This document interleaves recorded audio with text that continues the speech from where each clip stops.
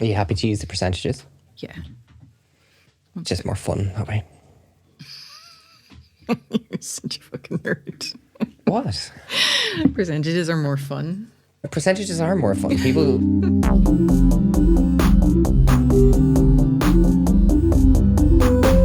Welcome to In Bits, the podcast that deconstructs our digital lives.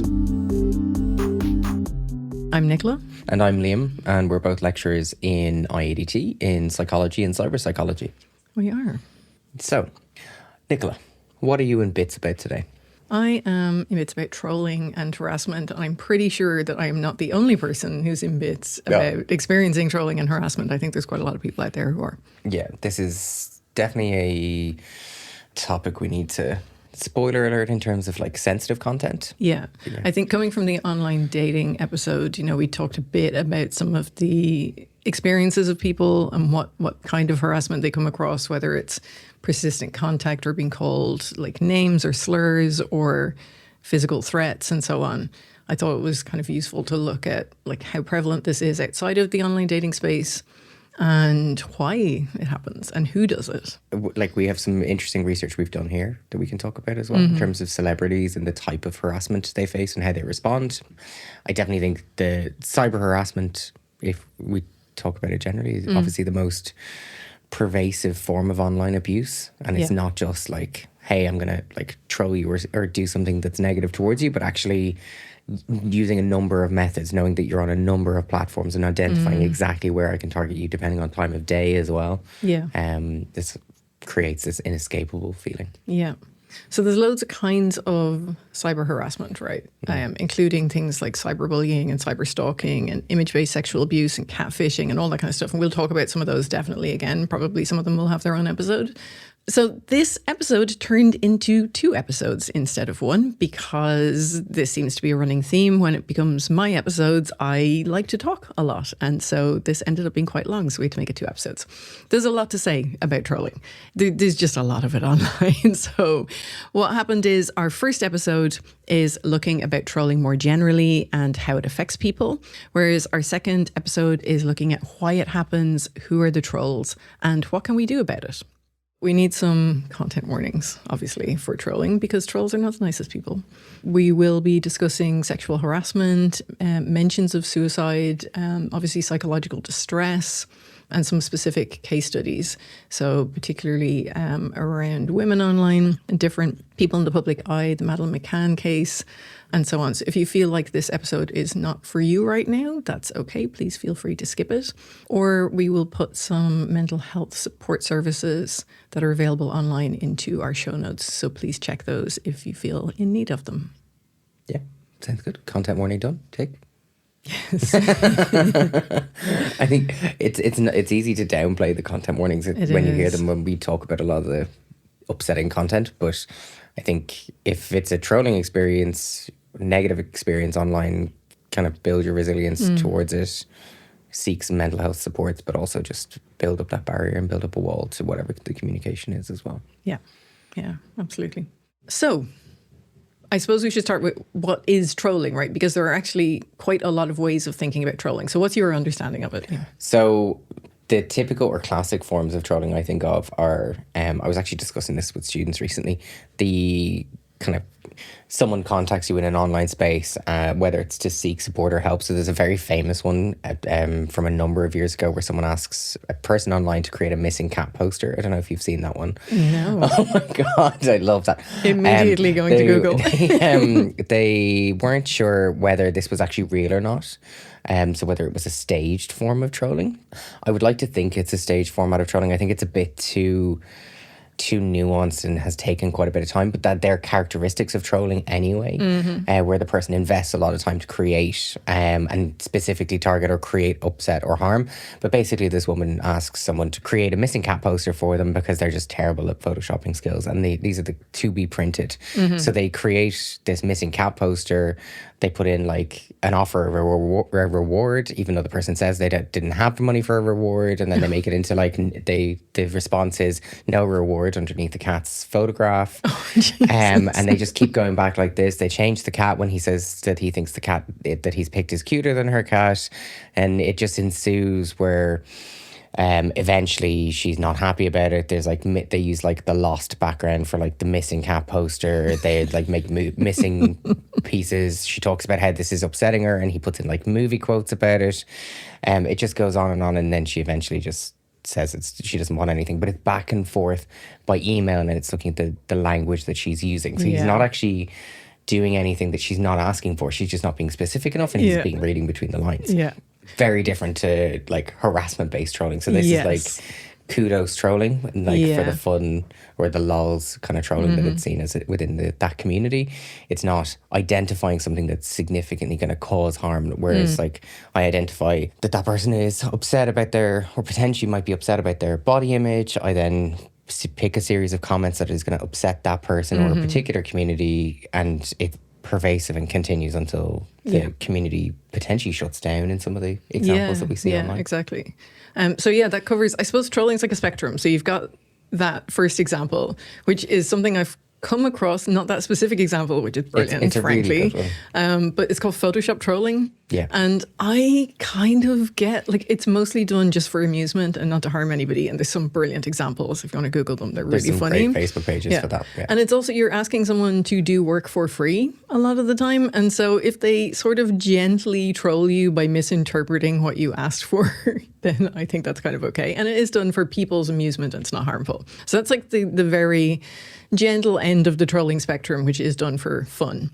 And then there is a range. So you talked about that persistent kind of disruptive contact, or like verging on harassment, very negative comments, taking over communities and so on. So that's towards the other end of the spectrum.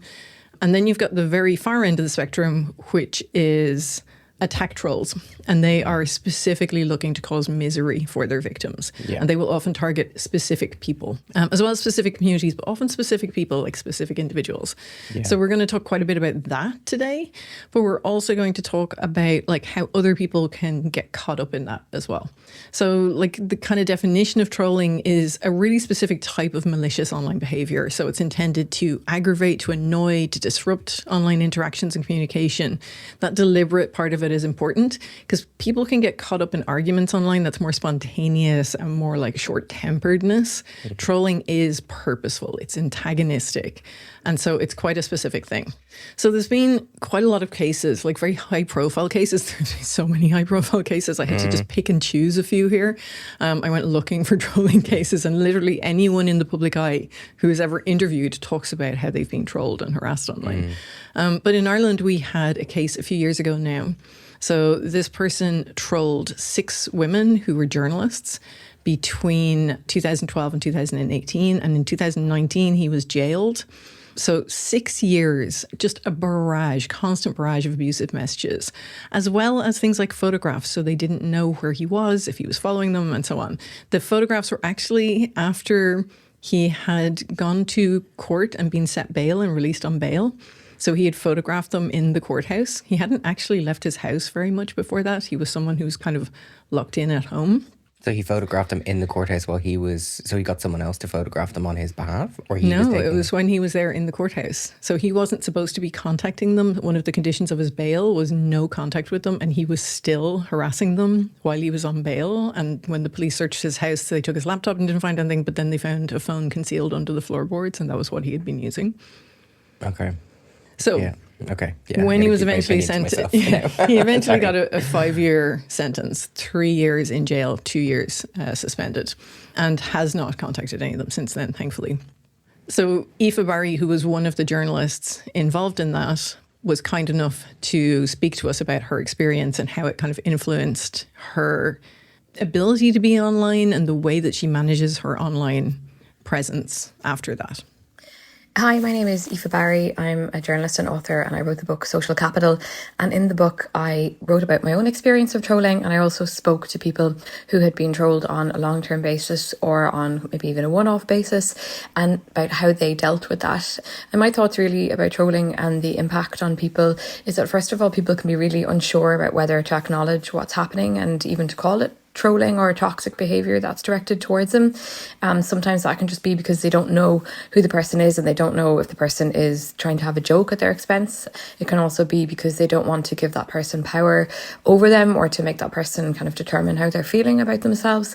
And it can also be really hard to talk to other people about it and to say, look, I don't really like these messages that I'm getting. I think, this person is trying to target me in some way. That's not an easy conversation for people to have. There's also a big gap between, wanting something done and what can be done, because even if people block people or mute them on social media or even report them to the platform, there might not be anything that can particularly be done. They might, actually not be able to see further trolling that's happening because the person has been blocked. So the person might feel really helpless about what's going on. In my case, it was mainly harassment over email by one person, and I was one of 5 people who were involved in a case that was taken against the man, and he was found guilty of harassment and was subsequently jailed for a number of years.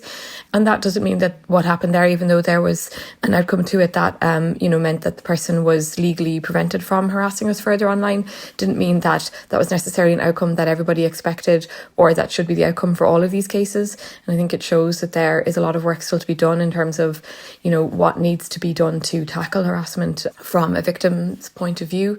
In our case, we were taken really seriously by the Gardaí, but I can imagine that some people might be afraid to go to report what's happening to them because while we were in a group of people, other people might be on their own. They might be afraid it might cost them money, and they might be afraid that because the person is anonymous, there's nothing that can be done. So there's a lot of factors that can go towards actually tackling trolling. In terms of the impact on myself and my own online behaviour, I think when you know that somebody's been paying very close attention to you, you then in future pay close attention to what you do and don't want to say about yourself and your personal life and where you are at a particular time and what you're doing. I try as best I can to not put a lot of information online about where I am at a specific time, whether that's, if I'm in Ireland or abroad. I try not to say where I live. People know I live in Dublin, but I try not to say specifically where in the city that I live. And I definitely pulled back a lot on what I say on certain platforms. I don't really use the main platform where that person was following me as much, and I certainly don't say anything personal on it. And I, use things like the green stories on Instagram to make sure that stuff that I do put on that I only want certain people to see is in a certain place. So, other people I talked to would have said that trolling really had a massive impact on how safe they felt online and, and how much information they're willing to put out there. And actually, in some cases, really ruined a positive relationship that they had with the internet because they felt that they could no longer express themselves the way that they wanted to. I think trolling can be really multifaceted. It can involve, one person, it can involve groups of people. I don't think we're any better necessarily at dealing with it, but there are more kind of legal avenues that people can follow. That's not always what people actually want to do. And I think the key is trying to figure out a way forward and tackling bad and toxic behaviour online, and also keeping in mind that it can have a really, negative impact on people's internet relationships going forward.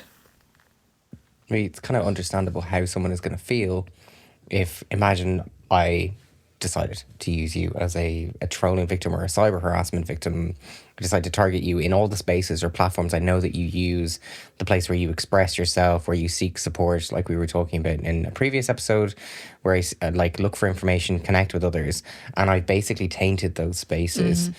And there is no let up for that person. It is a completely overwhelming experience. Yeah. And the other thing was this particular troll was posting as them in spaces and damaging their reputation. So they had people contacting them to say, I saw you in this space saying this, what the hell's going on? So and it wasn't them. Impersonation, which can be a part of trolling as well, and cyber stalking and stuff like that as well.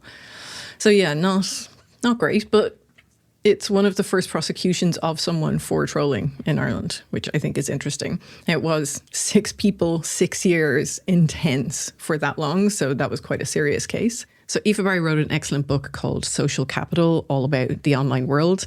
Really, really good. You should definitely check that out. Her story also reminds me of a new documentary that's out on BBC Sounds at the moment called Stalked, about a woman's experience of being stalked. And it's very similar to a lot of what we heard Aoife talk about there. So definitely check that out if you're interested in this kind of thing. In the UK, one of the first cases I could find was an internet troll who was jailed after mocking the deaths of teenagers and mocking their memorial pages on Facebook and the families. You might have heard about that one, yeah. So this guy, I'm not going to name the trolls. Yeah. I don't think That's part of the kudos trolling, naming. Exactly, yeah. I would avoid that. Yeah. So this person targeted, like I said, the Facebook tribute pages of teenagers who died, including like a young woman who was only 15 who'd been hit by a train. And he like defaced photographs and posted them. He created YouTube videos, all sorts of things, taunting the victims and the families of the victims. He was sentenced to 18 weeks in jail and a 5-year order banning him from creating and accessing any social media. So again, we see a jail sentence for something that's really quite extreme in terms of trolling. I don't think this. Yeah, I think the sentencing doesn't match the potential impact in that particular one. Yeah, I know. Yeah. But I suppose they're still working out what appropriate sentencing is for these kinds of crimes. One thing in common across these examples that I have is that the perpetrators of the trolling attacks had really serious mental health issues. This was someone who was self-described as having Asperger's and also being quite depressed, staying at home all the time, drinking and so on. So it wasn't someone who had a healthy social life and so on. The same with the first person in the Irish case. He hadn't left his house, I think twice. He'd left his house in 17 years. And was very depressed and drinking and so on. That's a commonality. The next case I'm going to talk about, which I'll also discuss a little bit later, is a woman called Brenda Leyland in the UK, who was part of a large group of people who were very actively and viciously trolling Madeleine McCann's parents on Twitter specifically. And there was a journalist doing an investigation of this, and he approached her and said that they had evidence that it was her doing it. She denied it and then took her own life a few days later. But was she an actual troll? She was. However, I'm going to talk about this research a little later. She didn't identify as a troll. She identified as like an investigator. So it was kind of into the conspiracy theories around the fact that the citizen journalism kind of style. Kind of. Now, it turns out she was someone, again, with very serious mental health problems, borderline personality disorder, had very little relationship with the truth. She always told fantastical stories throughout her life about all sorts of things. And so when she was asked to put her profession down, she said investigator or journalist, but she wasn't. She just considered herself to be So there's significant disassociation from, which is a trend in the other two cases as well, like isolation and then reading into the wider environment scenario and kind of reality is getting lost very fast here. Yeah. Okay. So we're going to come back to that story about the McCanns and the trolls that targeted them. We'll come back to that in the second episode and we'll talk a bit more about the research on that there. So if you don't know what the Madeleine McCann case is, though, the McCann's 3-year-old daughter, Madeleine, was taken while they were on holidays in Portugal. So they left herself and her siblings alone in an unlocked apartment while they had dinner nearby in a restaurant. And it was one of the most widely reported child abduction cases in history. So the coverage was comparable to when Princess Diana died, if you imagine that sort of blanket, saturated coverage. And there were a lot of conspiracies and theories about the fact that the McCanns had killed the child herself, whereas it's really widely believed by the police now that she was abducted. So yeah, she had sent hundreds of hateful tweets and caught up in the conspiracy theories about the case. But I'll talk about the psychology and how that looked in that community online in a little bit. So these are like really egregious cases that have made it to the courts or very much in the public eye. And like I said, there's similarities among the perpetrators in that they suffered from serious mental health issues. But is that the case for all trolls is the question, because trolling is so prevalent.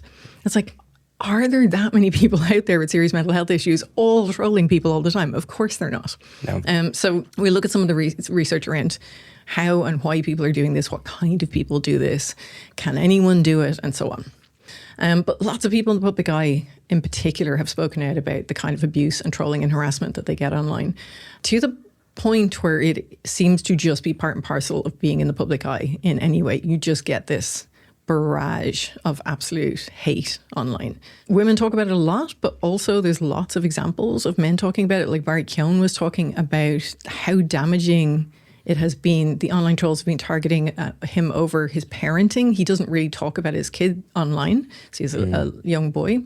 Because they keep targeting him about being a deadbeat dad and an absent father, they also target him over his image, and he finds it really distressing and disturbing. Just before filming or during the filming of Saltburn, when he was really starting to get a lot more international acclaim. He started to do a complete wipe of his social media. There was lots of people talking about when he wiped his Instagram, and even now when, like, I follow Barry Keoghan, and when he does post content, he doesn't post the surroundings that he's in. He is very conscious to try and like do delayed posting. He doesn't post his full face. Sometimes he will obstruct those images. So I think there is a strategy in place there as well.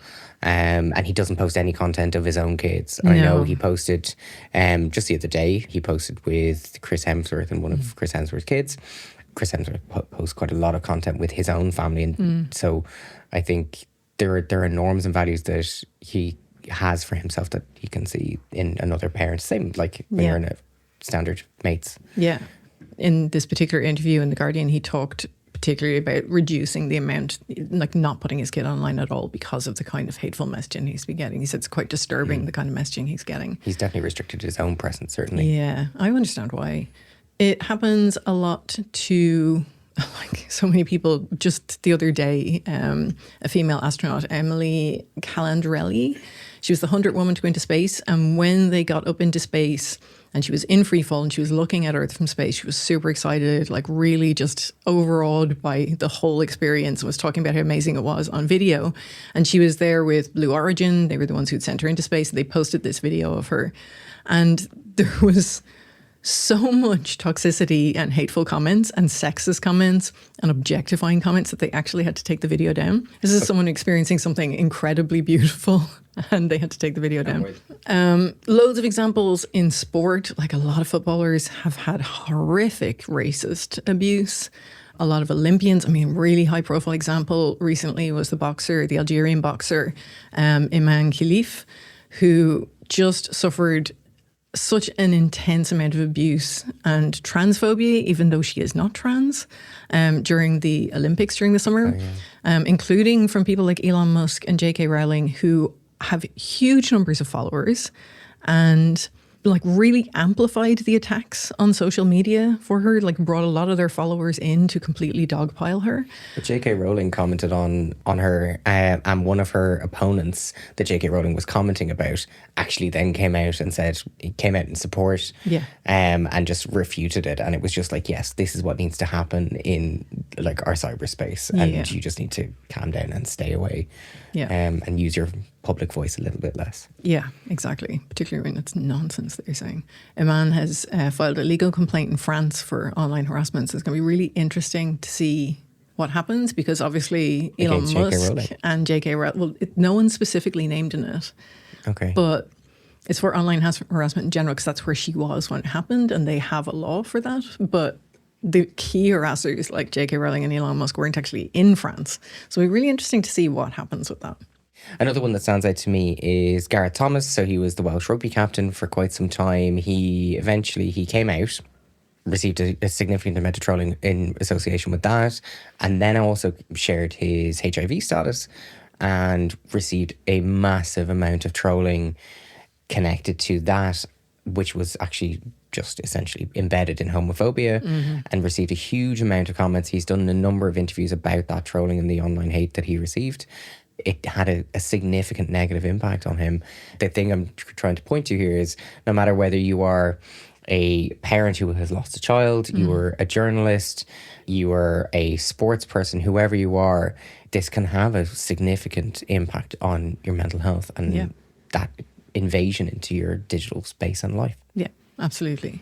And like the kind of trolling that happens is like so virulent and obsessive and dark, like the kinds of things that people are saying to each other online is just horrific. So we'll talk a little bit about that in a minute. So how prevalent is it? Who does it happen to?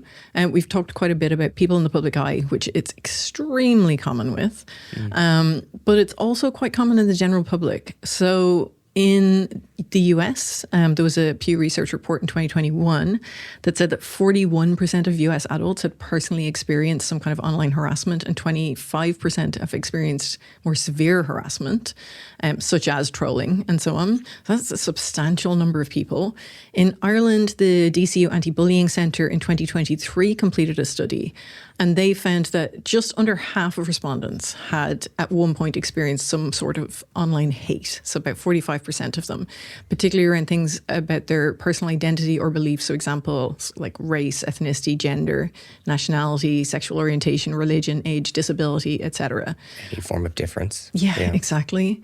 And younger people were much more likely to have experienced this compared to people, say, over 35. There were some gender differences in the Irish data. Women much more likely to receive online hate targeting their gender than men. Men were more likely to receive online hate about their age, which I think is quite interesting, and I wouldn't have expected that. And men were also more likely to be targeted because of their nationality than women. And I think some of that comes from, there's a prevalent discussion around kind of immigrants and migrants and asylum seekers that it's sexual predators coming to Ireland to take our women and to rape our women and stuff. There's just horrific discourse. So I would imagine some of that comes potentially from that kind of discourse. In the UK, there was a report called the Impact of Online Abuse Hearing Victims' Voice Report in 2022. And they found that 45% of people had experienced online harassment and 36% had experienced trolling. So again, this is kind of lifetime numbers rather than in the last several months. There was a French study that found much, much lower percentages, but it was in the last 12 months. So it was like 8% in the last 12 months, whereas this is over a lifetime. So this is a significant problem. A lot of people are experiencing this kind of behaviour, and particularly young people because they're online more than older people. But it is also hugely a problem, like we said, for people in the public eye. So we have a couple of examples. We heard from Aoife Barry earlier, but Aoife Moore, who is a journalist, has spoken openly about her experiences of being harassed and trolled. In fact, she created a whole podcast series called Trolled on the experience of trolling. And particularly that series covered like gossip sites, which I'm not going to mention because I don't want to drive traffic to them because they're horrific, which are literally just sites where people have a thread or several threads for a particular celebrity and pull apart every single little bit of their life. But there's like thousands of comments in some of these. We've looked at quite a few of these. There are thousands of comments, and they started a sensationalist or a just generally incorrect claim, and then they move further and further and further away from what is actually the case in reality, and speculation is just rampant then as a result of it. So, for example, like a female television presenter will post about having a glass of wine with her friends at the weekend, and within 10 comments, people are calling her a raging alcoholic. Like, it's actually just obscene.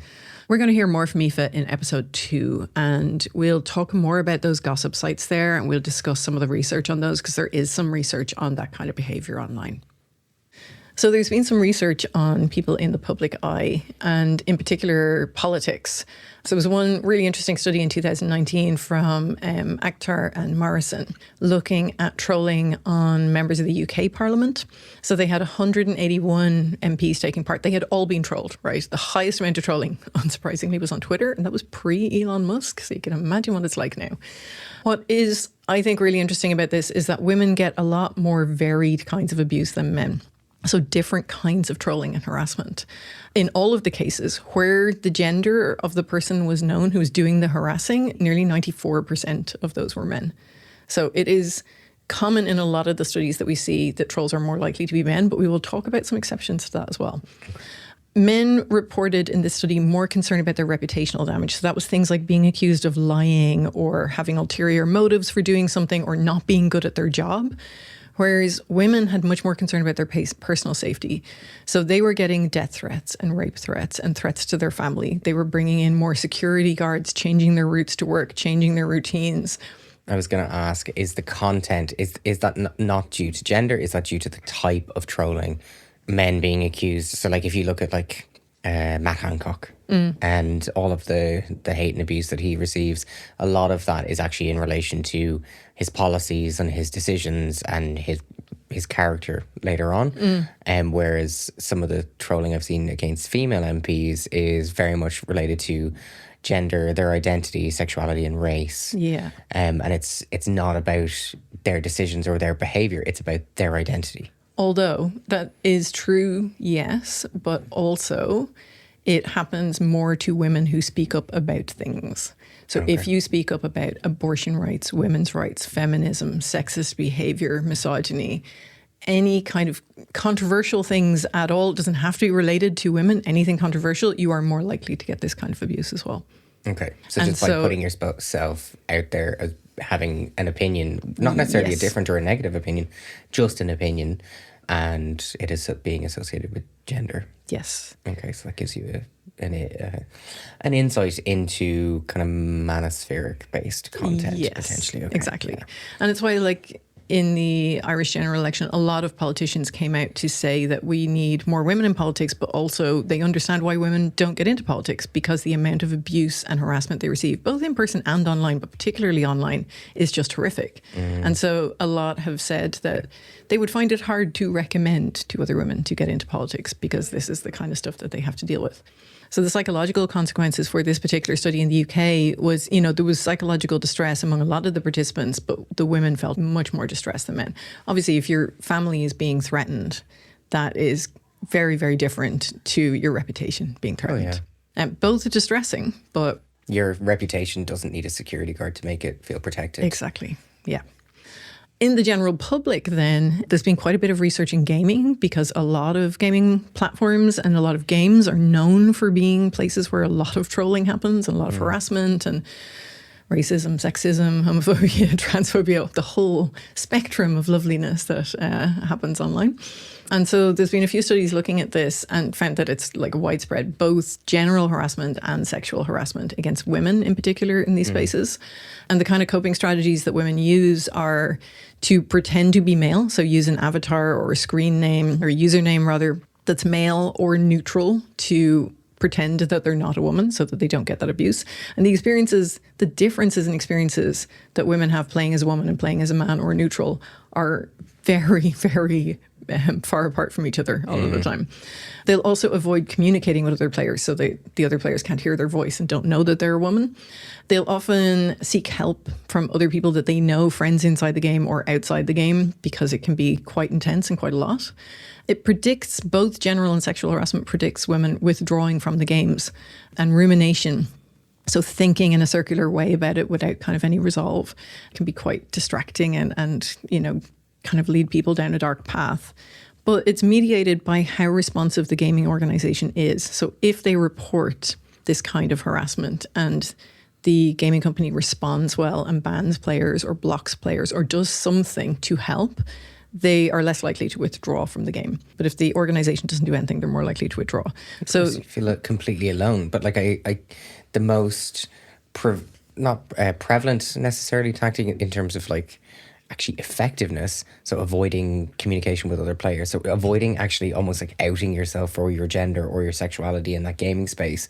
A lot of female players or LGBT players in the research don't actually speak and use the full functionality of some of those platforms because of a fear of harassment or conflict or being targeted by someone else. But that's really interesting that before they even get into that space or when they're in it, because it's so well known, they don't actually speak and they're withdrawn from that space, which is really, it's a bit sad, to be honest, that they can't get the full experience and that positive gaming community that kind of is what gaming in a collaborative and community space is all about in terms of the rewards that you get. Yeah, I was just going to say that is the benefit of gaming, right? Is that community and social aspect. And they're cutting themselves off from that completely for very understandable reasons. Now, it's not every game, but some games are well known for it. Yeah, unfortunately. Yeah. I know in IEDT you were involved. Were you involved? Yes. Yes, you were. In some research. Of course you were, yes. I'm involved in all of the research. Yeah, exactly. So we had a research project here in IEDT as part of the cyber psychology program. This researcher was Denise Dunn. She was supervised by Hannah Barton, and I was involved in the project because of stats nerdness and supporting the research methods of it. I'm sorry, okay? Basically, from a high level, the study was actually looking at the types and levels of cyber harassment that celebrities here in Ireland were receiving across social media, and really interestingly, the potential relationships between the celebrity themselves and their likelihood to experience harassment. So that we actually looked at their self-efficacy and their personality traits, so particularly extroversion. And the cyber harassment levels to see where there are relationships and differences across those. So for anyone who doesn't know, what's self-efficacy? Self-efficacy is your knowledge, confidence, and skills in yourself. Cool. Okay. It's very highly related to other personal psychological concepts like self-esteem. Okay. So it's very much about how you view yourself in those skills. It's a very widely researched area within psychology. So the research study was a mixed methods approach. So we did a survey, so a quantitative survey, and we did interviews with a series of celebrities. So we actually used 134 celebrities, which was actually, it might seem small, but that is a really high number of celebrities for the Irish population. In an Irish population. Yeah. So in terms of the actual people who were involved, so half of that sample were male. So 50% were male, 47% were female. There was one non-binary participant, and there were other participants who didn't want to disclose their gender for the study in case they were potentially identifiable, which was quite interesting. Yeah. All over the age of 18, about 30 years old was the average age. And these were composed of areas of broadcasting, media personalities was the most predominant one. And then some of the areas we've spoken about so far. So like journalists, influencers, entrepreneurs, CEOs, actors, actresses, writers, authors, comedians, musicians, stylists, celebrity chefs, all of those types of participant. So it was actually quite a nice diverse sample. And 50% of that sample had been in the public media eye for 10 years or more. Oh, wow. Okay. So this is not a small or limited sample by that comparison. Yeah, they're not people getting their 15 minutes of fame. No, they're absolutely not. Now, in terms of the tactics they use, so I'll talk about the tactics. So the predominant forms of cyber harassment and where it was taking place. You already spoiled it earlier. It was actually Twitter. So yeah, no surprises or shocks there. Twitter was the platform with the most amount of cyber harassment on it. That was typically 98% of the sample had some form of interaction through Twitter that was negative. Now, in terms of the types of behaviour, so how do we respond to cyber harassment as a victim in that moment? Obviously, we've spoken about the overwhelming nature of it. Half the sample would block people, so 50% blocking people. Reporting it to the platform was the next greatest one. 20% trying to ignore any of that behaviour. 14% of them just simply deleted them. So these are people who have high resilience. They're in a public space. They can kind of not shrug off, but certainly have an ability to diffuse or deflect some of this behaviour. 7% contacted their solicitors, similar amount contacting the police to be involved. 4%, really small amount of those trying to fight back against that trolling behaviour, which I'm sure you'll have an opinion on now in a second. 1% of participants left those platforms. Okay, so complete cut off and shut off from it. There was no significant relationships found between someone's self-efficacy and their likelihood to be experience cyber harassment. There was also no significant relationship between someone's personality trait of extroversion and their likelihood to experience cyber harassment. So extroversion was chosen because it is one of the more prevalent personality traits amongst celebrities generally within the research. Gotcha. So it was a common predictor, and there was a logic behind picking extroversion specifically. The quantitative research was less interesting. The qualitative was. So qualitative is that rich, deeper experience that we do look for. 99% of participants experienced cyber harassment out of that sample. That doesn't really surprise me, I have to say. 86% of those received cyber harassment that was of an intimate or sexual nature. Jesus. Okay. So and that's considering that it's a balanced sample for men and women. That does kind of surprise me, actually. It is surprising. That's when you were talking earlier, I was like, I have research that contradicts this. Just whispering in the background of my head. But I think in terms of the diversity of the sample, how long those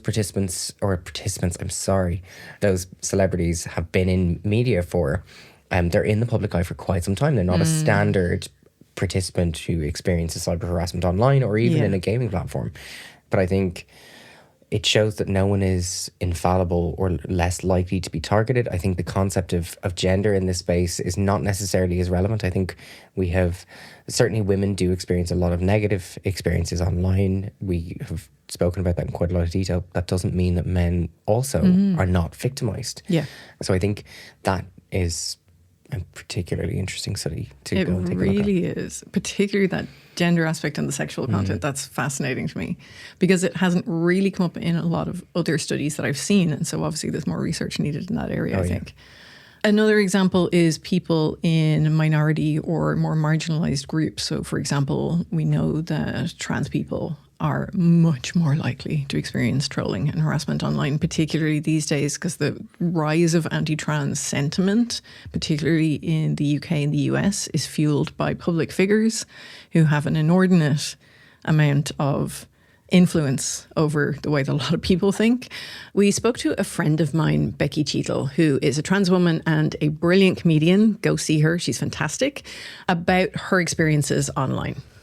Back in 2021, I incurred the ire of a community of anti-vaxxers on Twitter, and there was a big pile-on against me.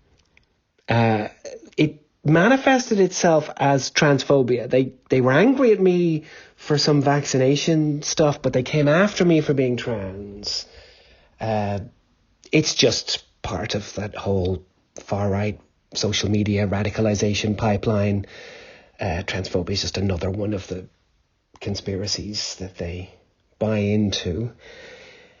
I was able to get a bunch of the ringleaders permanently deleted from Twitter, and I felt really good about that. But then I found myself reaching for my phone in order to get annoyed by people like this. I went looking for confrontation, and I realized that's what these people are like.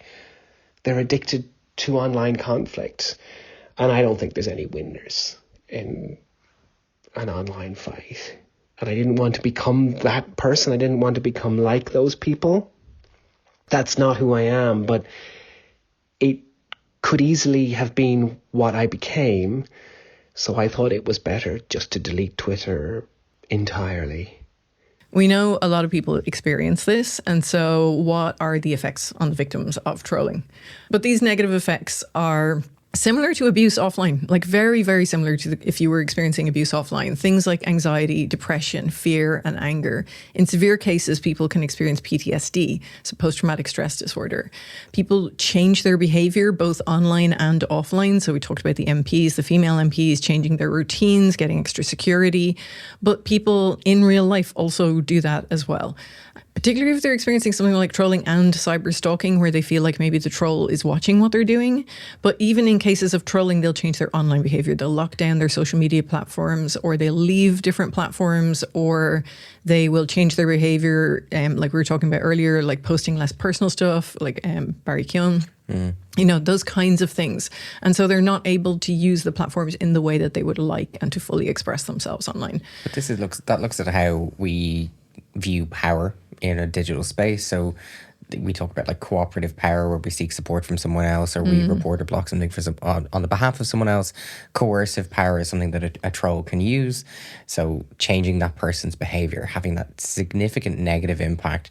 Whereas the protective power that we can talk about from a theoretical perspective is the things that someone can do to either mitigate or remove those risks entirely. So it's that same paradigm that's used a lot in like cyberbullying research is still just as relevant here. Yeah.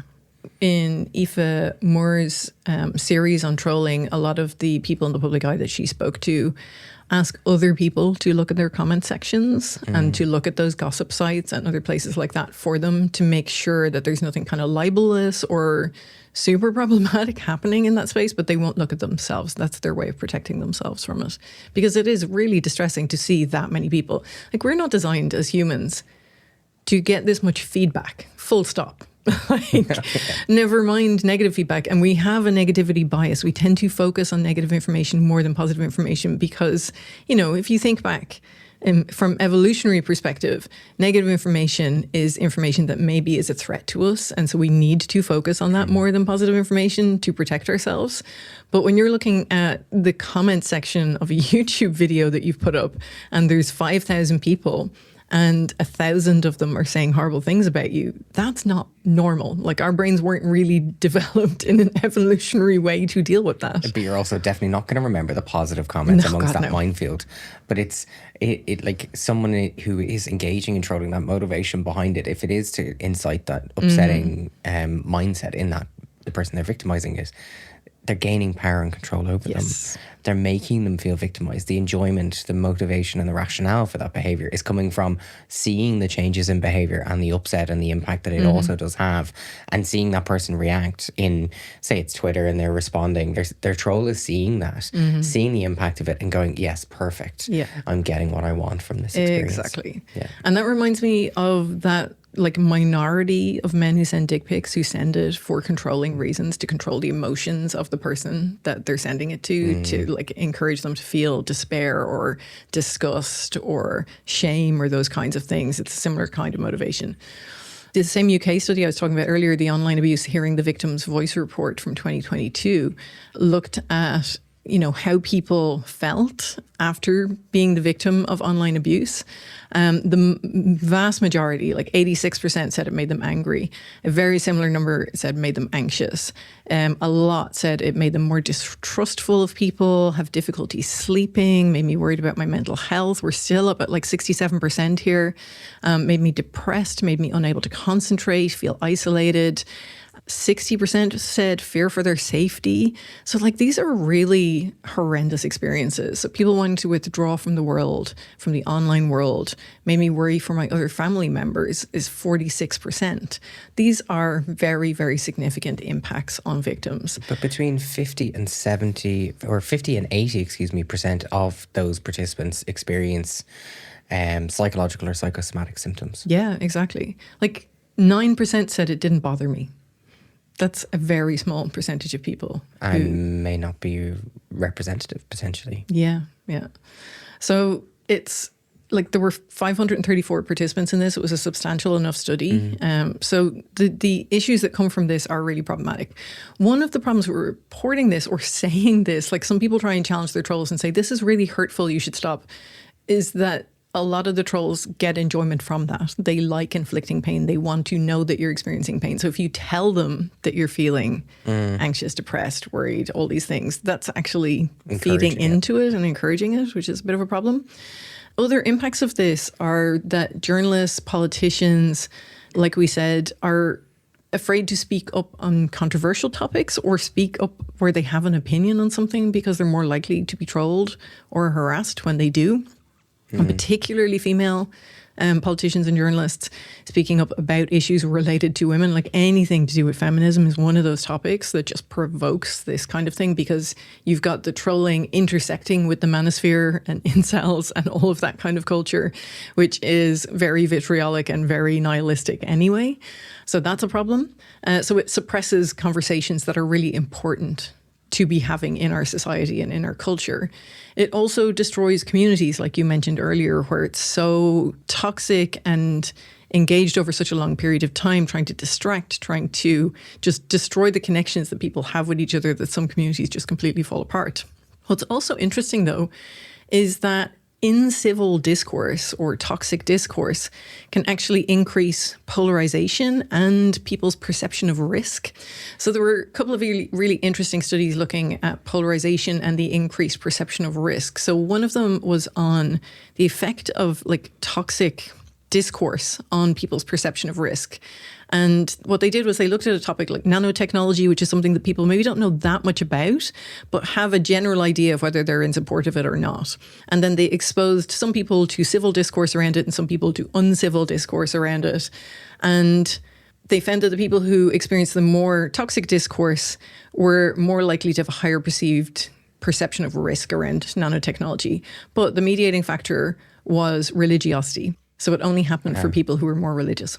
Okay. So that sort of negative discourse combined with religiosity can increase his perceptions of risk. So if you imagine that around conversations about migration, about all sorts of things, like the kind of conversations that are happening in political discourse, along with religiosity, like look at the US and the general election over there, the presidential election over there. There's a huge amount of religiosity, very intense kind of fundamentalist religiosity, Which as is well ironic. as heightened polarization and perceptions of risk of trans people, migrants, people of color, liberals, everybody. The other study that I found really interesting was looking at political discourse on Reddit over a decade. So you can imagine the amount of content that they were looking at. I was going to say, that's a massive data set. So it was looking at political discourse within the politics subreddit, right, which is still a massive, massive data set. And what they found was increasing partisanship over time. And that increasing partisanship really influenced the civility of the political discussions that were happening. Okay. It became substantially more offensive and toxic since the presidential campaign in 2016 when Donald Trump ran for president the first time and won.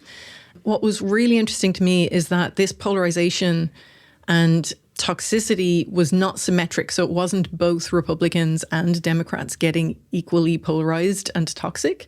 It was primarily happening on Republican subreddits. So where Republicans were arguing with each other, or Democrats were going into that space and arguing with Republicans? No, Republicans arguing about Democrats, but not necessarily with Democrats. Okay. Yeah. So just echo chamber. Echo chamber, yeah. And arguing with each other as well, but it was just all of the discourse just became more toxic. So the Republicans were becoming far more extreme, and they found that as Trump rose and became more prominent, the negative partisanship also became worse and incivility increased when he was doing well in the polls. It's really interesting. What they describe as the reason for that is that Trump mainstreamed some previously fringe groups. So people like the Proud Boys, the Oath Keepers, etc., who had previously been in the fringes in different subreddits that wouldn't have been the normal Republican subreddits, wouldn't have been welcome there, were mainstreamed and brought into those spaces. And that polarized discourse and toxic discourse came with them. Okay. And influenced everybody within the space, which I will talk about in a minute, how that happens. The other thing I want to talk about, the effects on people. It's not just the victims of trolling that have these effects, also the content moderators who have to look at all the reported comments and videos and so on related to trolling, as well as all the other stuff that they have to look at. This is significantly negative and very exhausting for them, emotionally exhausting for them looking at it. And actually, the more that they have to look at, the more negative comments they have to look at, which is typically what they are looking at, the more exhausted they become and the less good they get at their job. And this is not something that can be automated either, because trolling can be quite nuanced. It really can. Pointed towards an individual, and you have to either have the context of how that is having an impact or be able to read into that. And something like a learning language model or an AI tool potentially cannot do unless there's like expletives in it. Yeah. And even then, like a lot of what trolls will say don't often violate the community guidelines. Like they're quite smart about how they do it. But sometimes they do and they still don't get moderated. But anyway. So yeah, it can affect content moderators as well. So we talked about what trolling is, the kind of spectrum of types of trolling, the prevalence of it. I mean, I think anyone who's been online knows that it's pretty prevalent and it's everywhere, but more so in some spaces than others. We've talked about the effects on various victims, different groups of victims. But next time, we're going to talk about why this happens and who are the trolls. So is it everyone? Is it specific types of people? What kind of people are they offline? And what can we do to stop trolling, or at least reduce trolling or protect ourselves from it? In 2 weeks' time, you will hear the second part of this episode. In the meantime, you can find us on social media, on YouTube and TikTok and Instagram and Blue Sky at InBits Podcast. This episode was produced and edited by Owen Hurley, and thank you to Owen for our fantastic music as well. Thank you very much for listening, everyone. See you in 2 weeks.